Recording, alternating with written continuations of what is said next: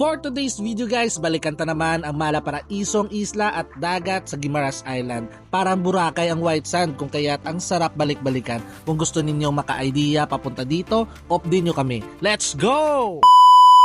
So guys, this is the second time na pupunta kami ng Tacloban Island. Last time kasi 6 lang kami, pero ngayon ay 20 packs na kami.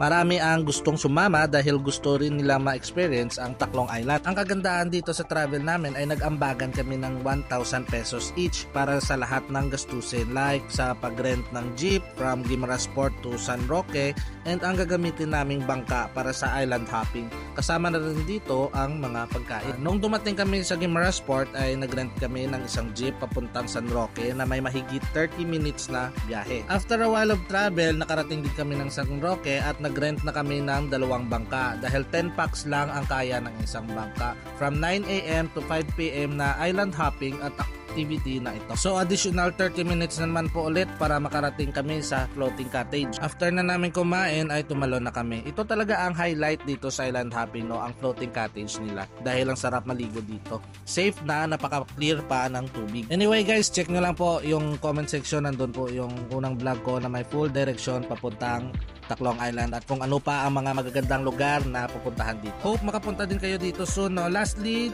try ninyo ang mango pizza ng Guimaras para makompleto ang punta nyo dito. Yun lang, salamat. See you in the next video. Bye-bye!